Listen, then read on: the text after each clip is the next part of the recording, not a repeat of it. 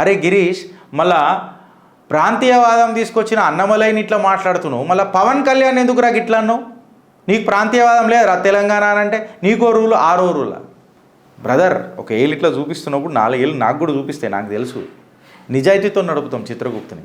నేనేమనన్నా ఇప్పుడు నా స్టేట్మెంట్లో కూడా, నీకు తమిళనాడు మీద ప్రేమ ఉండాలా, ఉంటుంది, చూపించుకో కూడా, వద్దనంటలే.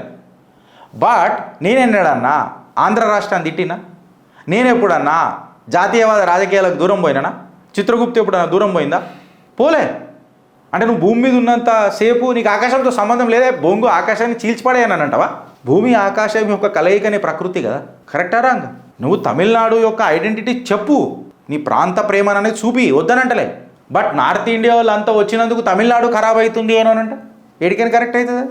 ఏడికైనా కరెక్ట్ అవుతుంది బ్రదర్ అన్నది క్వశ్చన్ అవుతుంది. Did we say no? కరెక్టా రాంగా? పొలిటికల్ యొక్క ఫ్యాక్టర్స్ని తీసుకొని మేము విమర్శిస్తాం. చరిత్ర చాలా సూక్ష్మంగా ఉంటుంది, దాన్ని చాలా సూక్ష్మంగా చూడాల్సి వస్తుంది. మళ్ళీ ఇలా అన్నమలై తొందరపడి ఒక కోయిల ముందే కూసింది అని అన్నట్టు అన్నమలై తొందరపడ్డా ఫస్ట్ పాయింట్. లేదా అన్నమలై లోపల నడుస్తున్న జ్వాలలు ఇవాళ అగ్నిజ్వాలలై బయటకు వస్తున్నాయా, నిజంగా అక్కుతున్నాడా? రెండో పాయింట్. మూడో పాయింట్ ఏందని అంటే, ఫస్ట్ ఒక ఫేస్ తీసుకుందాం బీజేపీతో. గడప గడపకు నేను అడుగు పెట్టినా, నేనే అన్నా ఈ మాట.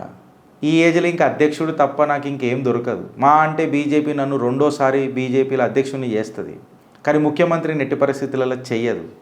సో ఆబ్వియస్గా నాకు ఇంకా బెటర్ ఆపర్చునిటీ బీజేపీలో లేదు అననే స్వార్థం అన్నమలైలో కనిపిస్తుందా?